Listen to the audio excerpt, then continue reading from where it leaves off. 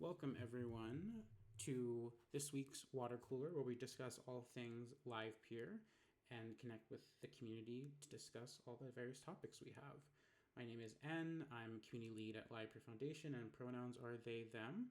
First, I'll just jump into some quick network overview updates. So, last week, we had a local all-time high of $18,743 in paid fees, which is up from the around 15,000 that we were seeing. So super exciting news there. In tandem, the estimated usage is increasing as well to a near all-time high. And the minutes are not as accurate anymore, so I won't use that metric, but I'm near an all-time high of the usage on the network. We did drop below that 50% participation rate. We're currently at 47.9%, and the inflation rate is then subsequently ticking up. Last announcement from me before I throw it over to Rick. We have two proposals live. One is the Transformation SP, of course. Both are closing in around 12 hours. The Transformation SP is currently at 99% support, and then 56.6% participation. So that has reached quorum and is poised to be approved. The Fiat delegation for the Livepeer network by serial winner, that's at 65.2% support and is at 49.5% participation and has reached quorum and is poised to pass. Again, everyone, thank you for voting and participating and getting those both to quorum. Super excited for both of them to get moving. Over to you, Rick. Yeah, for me this week a small update. As already said in the introduction, everybody, thank you so much for voting, for all the feedback on our own proposal, but also for voting on like the other proposal for the Fiat delegation from serial winner there.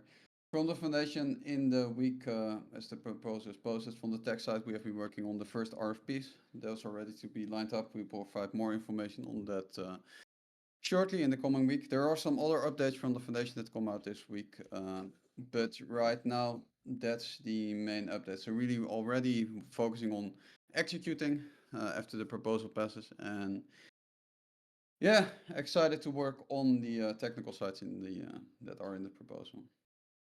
That were the updates for this week from me. Amazing. Yeah, and I'm super excited to get moving on the foundation end. This SP passing is a really big milestone, and it's going to unlock a ton of not only community engagement, but the ability for foundation to get moving. I also want to give a shout to Lizzie, who's been doing an incredible job over her first few weeks. As you probably have seen on the Twitter, it's already become much more active. We're getting tweets out, new series out there. So that is all Lizzie's amazing work, and we're already seeing follower increased traction there. So super excited to have Lizzie on board. And again, Lizzie, thank you for all your hard work there. All right. So, do you want to say something, Lizzie? Go ahead. Yeah, I was going to say thank you, but also to everyone engaging. And if you guys ever have anything that you think you want to see more of, please ping me. So I'm always available to talk. Amazing. Thank you, Lizzie. All right. So we only have one topic today. That topic is the info on Daydream Performance. Pawn, you requested this topic. Yeah, let me accept you back up. You should be able to come up on your own, but if not, I can. Oh, there you are. Okay. Yeah. So do you All want to go right, into some details? yeah, all right. Thanks for letting me back in. So my headphones played up just before a couple of minutes ago. All right.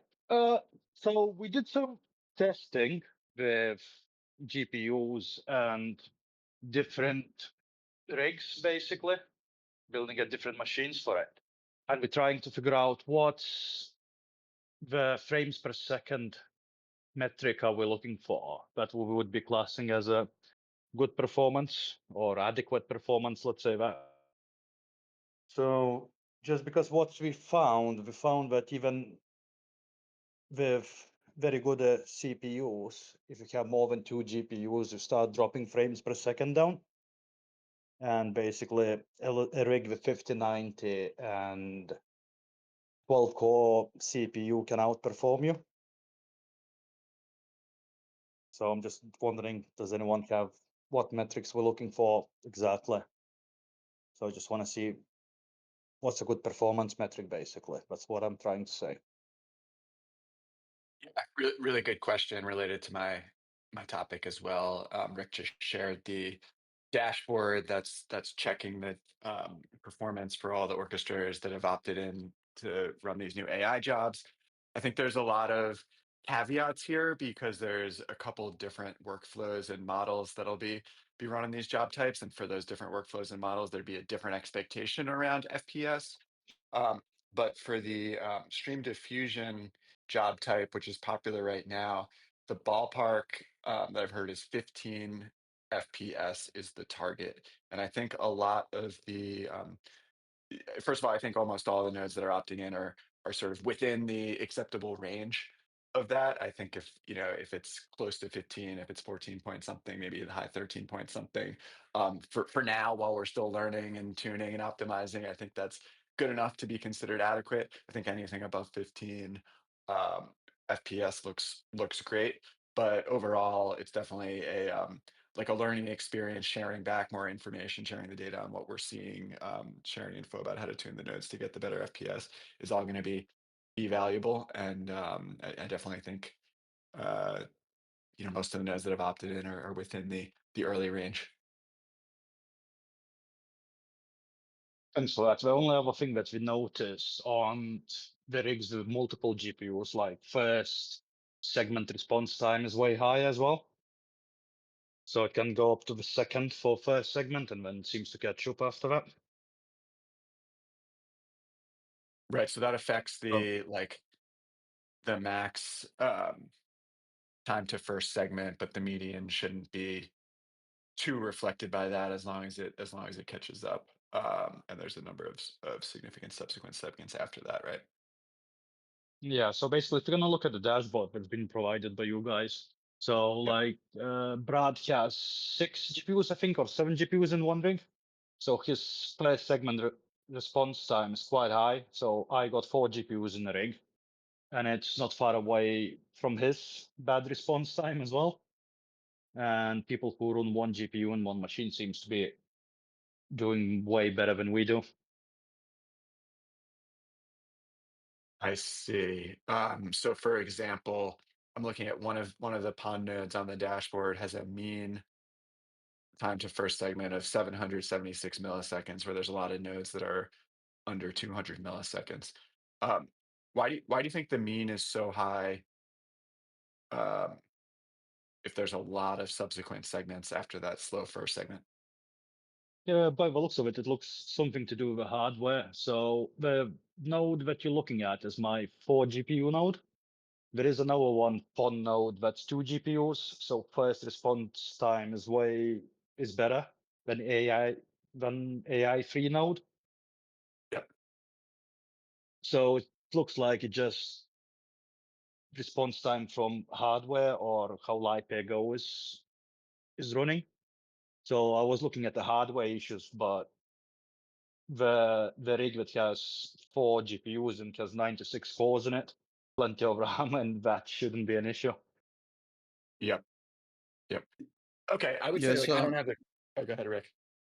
No, I just want to ask, Doug, does your team have plans to do create like a small benchmarking script? I'm currently using a script that Brett sent me, but it's not a one-on-one to the live video pipeline. Maybe that would help the orchestrator. Yeah, it's a good idea. I don't have the details as to whether there's a self-benchmarking script being released. I know the way that this is being tested is actual mix of uh, test and production traffic, and just actually measuring, observing the performance that comes back from the nodes on that. And so it's aiming to be a reflection of the actual performance using the network as intended. Now that said, it's very early. There's a lot of work to do and a lot of ways to improve it. So, for example, that feedback from Han is both really helpful. A, in terms of, hey, why is that happening, and how do we adjust it or mitigate it in production? But B, okay, if we're looking at these dashboards and observing performance from the perspective of like, let's try and allocate stake towards the nodes that are performing well. Maybe we know right now not to weigh that first segment start time score very heavily compared to say the frames per second delivered, because people who are providing more GPUs are actually being dinged on that time to first segment metric, and that's the opposite of what we want. So it's good to hear that feedback so we can look into it, but also take it into account. Yeah, Thanks for well, that. as far as stream test or job testing goes, the Cloud SPE built some software to test the nodes and report it on Explorer. So we've been looking at, getting a test set up in a way to test the orchestrators for the real-time video. Again, the concern there is if they're busy doing work, you don't want to ding them for slowness or reliability issues. So there's a bit of a challenge there. Definitely. And yes, I think it would be awesome if the Cloud SP was able to extend the test suite and increase the visibility of their performance on these job types in any way. I do think there's like a big theme here that I dropped a message in the orchestrating channel about, which is like, think about a little communication and campaigning, if you will, just to like share the nodes or the GPUs that you're running, share your insights about performance metrics, maybe explain if some of the performance metrics don't seem to match your intention or what you think they should be, or you're getting dinged for an issue like what Pon just mentioned. Because I think that it's so early that like just all the communication and the information is really helpful to inform how to make these like testing tools better, dashboards better, but also um, really we just want like engagement and fast iteration and support so that we can scale up the number of GPUs available to back the API waitlist and the Daydream Playground and whatnot. So a little over communication never hurt. I know people don't like to toot their own horn, but I welcome people updating their forum posts to highlight their contributions and accomplishments on this, because it helps everyone. Um, both improve the network and also think about like delegation and staking towards those that are really helping here.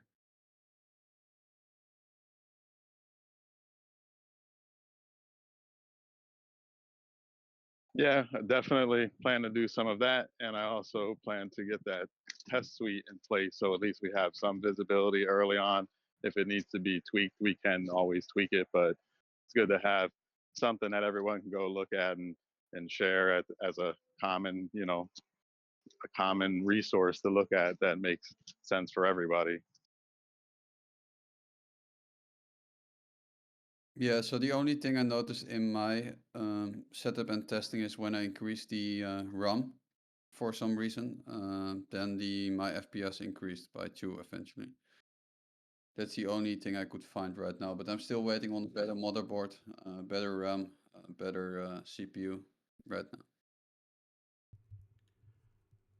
Two questions from my end, and apologies if it was in the messages. I've been busy doing strategy stuff with Foundation this morning, but the two questions. The first one, how are jobs being distributed to the various orchestrators? And the second question is there a plan to have some sort of like demand supply dashboard to see like, hey, we're hitting all the demand that we have, or we're under it, or is that visualized? I'm looking at the dashboard now. I don't see that information visualized. Yeah, good question. So it's a work in progress. So right now, a little manual, like everyone that's opted in and communicated in that orchestrating channel thread that says, "Hey, I'm adding this GPU. Here's my service URL." They're getting like added into a test plus production traffic, like job selection rotation Okay. algorithm to try and keep those GPUs busy to gain that performance, essentially to compensate everyone for putting on and reserving that capacity. Because as the production traffic ramps up, we can like balance that out and spin down test traffic, right? So that's how I think it's working right now. What we aim to get to is, hey, communicate. Actually, we want like 30 to 60 GPUs always available backing Daydream to support some of this waitlist and launch activity. Um, can we just send that amount of jobs into the network using a sensible and default selection algorithm, and um, and then give visibility into how many jobs are actually being performed, how many are not being performed, so that people have an indication that, hey, if I had capacity, there's more fees to be earned, and essentially see how quickly the network can respond and provide the capacity needed to meet the demand spikes that we have. And that helps us balance to make sure we're always having like enough GPUs to back the usage through Daydream. So work in progress, but aiming to get to that. And I think some visibility dashboards that show the utilized versus idle capacity would be useful.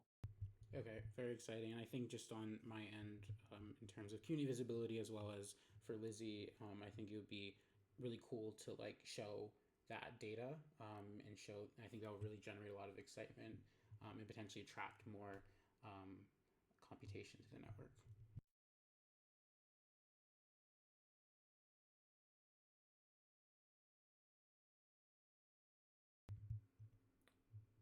Any other? I see the chat still going. Any other these vocal thoughts on the subject? Maybe if you follow the thread, you see a lot of people sort of going through the iterations to try and get their GPUs set up effectively, discoverable, running without errors. I know we went through all that with transcoding years ago, and now going through it again with AI. So thank you to everyone who's been really helpful and supportive in the Discord threads to help one another get their nodes up and running. Much appreciated. Yeah, it's super exciting that we are finally at this moment with Daydream. Super hype. All right, I know that there's some other folks who jumped in. Are there any other topics that people wanted to bring up? Specifically, Mike and Define. Yes. Hello, guys. I would like I will forward the form. I will give a brief update on the progress. And I would also like to say that we have called all the orchestrators that want to onboard to fill out a form with the onboarding path they want for the Friday release. And this will give us very valuable information so we can test your setups in advance, and we can find out if there are any peculiarities or issues with that particular setup. And this, as you understand, is especially true when you have people who have multiple GPUs of different NVIDIA series, and generally different setups. So I will forward that message into the water cooler. Just give me a minute. And while I'm doing that, I will also give you the brief update. So I've been working on both versions, and I've been also doing QA on the um, on the tech architecture of the backend and on the game side, and seeing how it compiles on different user cases. We found out that we still have some delay issues with the lip syncs, which will be completely resolved using Dane's idea for basically swapping out Neurasync, which is the model which produces the blend shapes and which is right now outside the Unreal Engine, and we use a plugin inside of Unreal Engine. So all we have to do is from the backend is to generate the audio, the real-time audio, which we will route to Unreal Engine.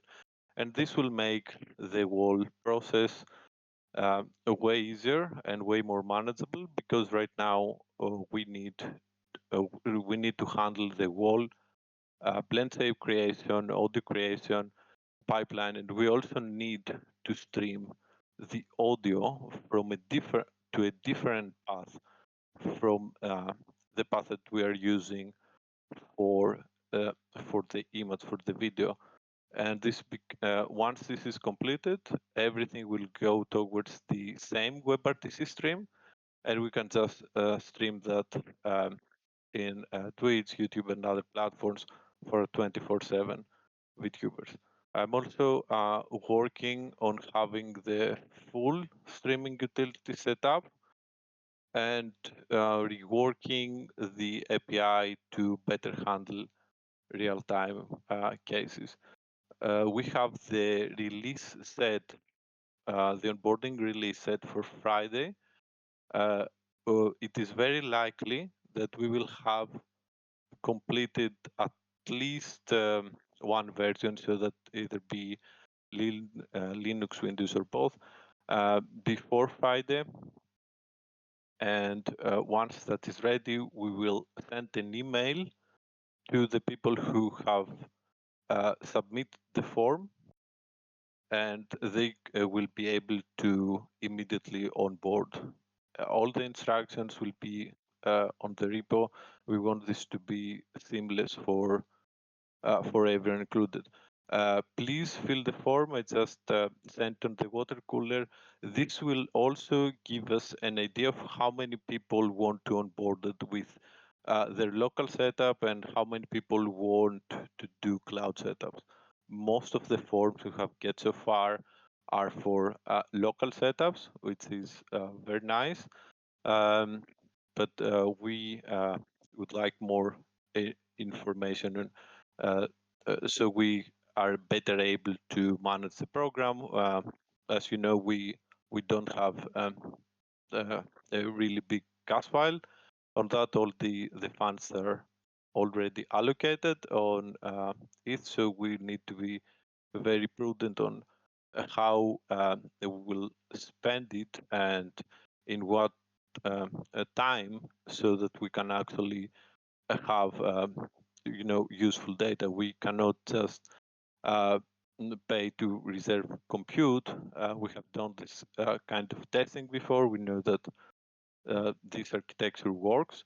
We need to immediately get the VTubers live once the orchestrator on boards. And on that side, I'm also working on different VTuber personalities.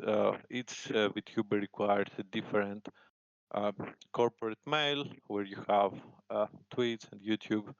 So working on that, and the legal team also gave us a timeline for next week to have set up the corporate entity for which the current incentives and the perpetual new incentives will run. So that will be also run very soon.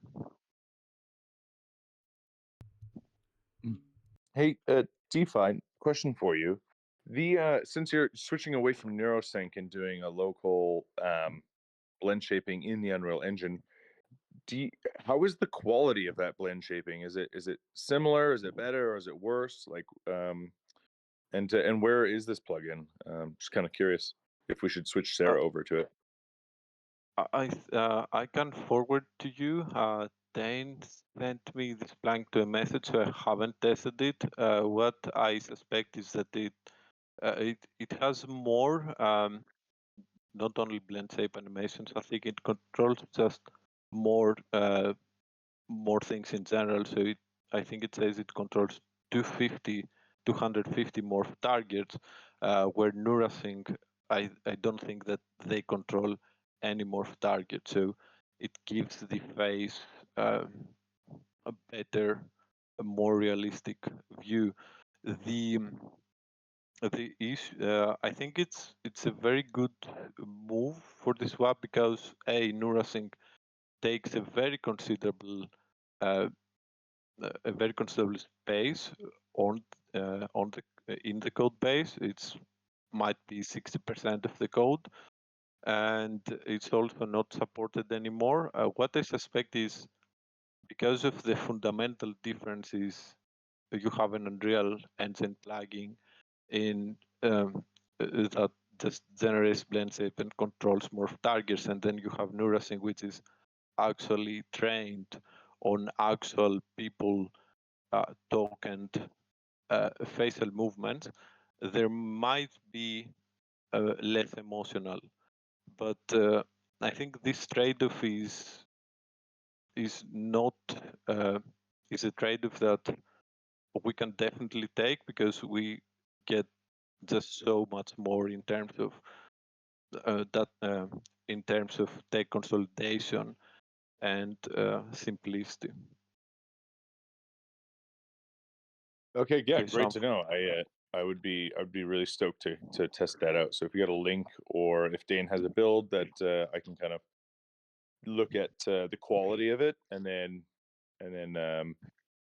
kind of experiment and put stuff in there, because yeah, NeuroSync is no longer supported, so it's kind of not probably a great platform to keep building on. But it's been good up until now. So yeah, okay, I just looking forward to forwarded testing that out. on the chat. This is the link that Dane sent me, and I think there is also a question from Rick. I would say, did you fix the Unreal Engine containerization? Oh, I forgot to talk about it. No, everything I tried failed, and I couldn't find one online testimonial where someone could basically successfully containerize Unreal Engine 5.5 or higher. I don't know if even for 5 and higher. Now, what I got from that is that there is a bug, and there's just lack of engineering on making Unreal Engine games work inside of containers. Right now, it is not critical for us to resolve, because we can run the game headlessly in the Linux and Windows host, and if it's needed, we can also run multiple headless instances of the game on the host. So until it is resolved from Unreal Engine or some other person, I don't think it is a wise time consuming to touch that. But if you this is what I found out. Like, if you have any other input from your research, I would be very happy to hear it, and actually try to implement any solutions if you came into one. Oh, Yeah, you thank talk you. with Sulima. Okay, yeah. Yeah, Sorry. yeah, I met him at the or the whole MIST team again at the EBC conference this week. Was Friday. I was there. Today I was there, and we talked a little bit about your problem there. But if you already looked deeply into it, I think you already found the cause there. I can chat with Sulima. Thank you very much for that. If there is a solution, I couldn't find anyone who found a solution, or any kind of repository that is set up. I tried everything that this would work, but I will send a message to Limna, and if something comes up, we will definitely containerize it. Most likely not this week because of the workload. Yeah, 100%. So if the priorities are clear there. Oh, thank you That's for nice. that. Yeah, I just wanted to point it out because we had a small discussion on that with the MIST team as well. Okay, nice. In this rate, or do you need the license? You need the license Titan for that, and you can have it there in individual one or a business license. It costs around $300.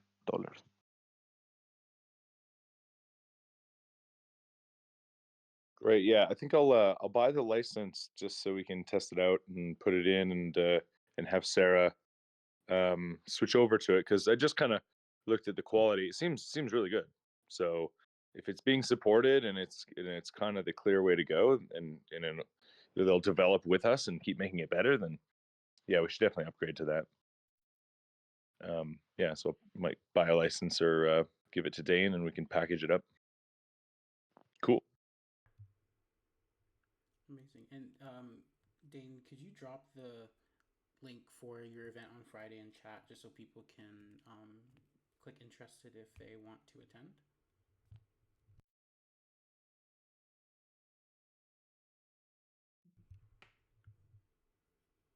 And also, Rick, I wasn't sure if you wanted to share out what you learned about IBC just so we can catch it for the recording. Yeah, I can do a quick share out. So I only had time to go there on Friday and on Monday. Would have loved to also go in the weekend. Was really nice going there. It was my first time at EBC, so I don't know, Doug, if you have been there before. So for me, it was a great dive into also like the broadcasting side of it, more the video side. And the stage where I was most interested in was like the future tech stage, which really is close to things that Livepeer is doing there as well. So I also met the MIS team on the first day, also on the last day there. I met a lot of CDN providers, which were interesting to talk with, especially with advisory boards recommendation on to at least support CDNs on the Livepeer network. So I have all the metadata there, but also talking about with providers already on how we can combine it, for example, with the Livepeer network in, for example, the MIST software, or essentially what Eli is doing there. Apart from there, I think what I found out most on the conference, if you go to the AI side, there are a lot of people doing captioning, overdubbing. I didn't see like real-time overdubbing yet. Content creation, of course, is being doing a lot. Generation of content for like video.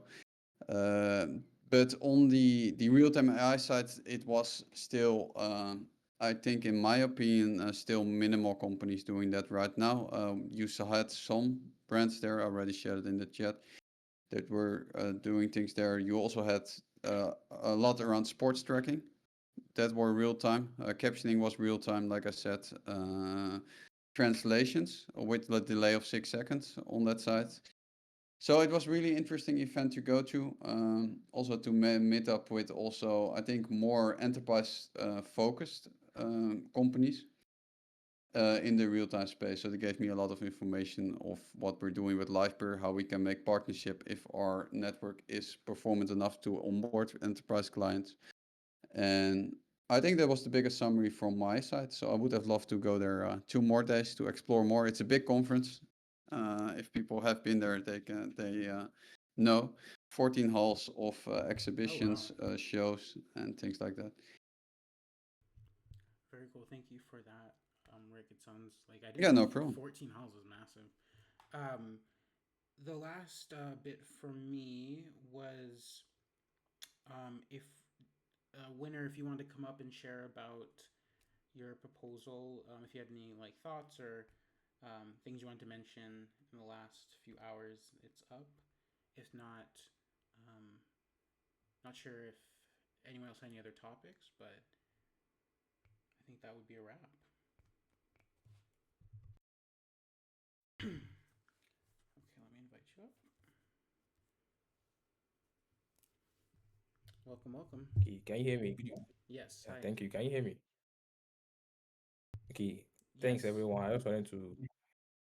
Okay, yeah, I wanted to say a big thank you to everyone actually. So our proposal has been live for a couple of days now, and thanks to the community for voting on the proposal. So we are currently on track to pass within a few hours. So just wanted to say thank you to everyone that voted, and me, my team and I will be working very hard on this to make sure we fulfill all the deliverables we promised. So yeah, that's it. Thank you everyone. Thank you so much. Awesome. And it's been great to see your growth, winner, throughout the last number of months. So congrats on getting a proposal up there. And, it's never over till it's over, but, Thanks. poised to pass. All right. Any other questions, topics, feelings, thoughts before we wrap up today's water cooler?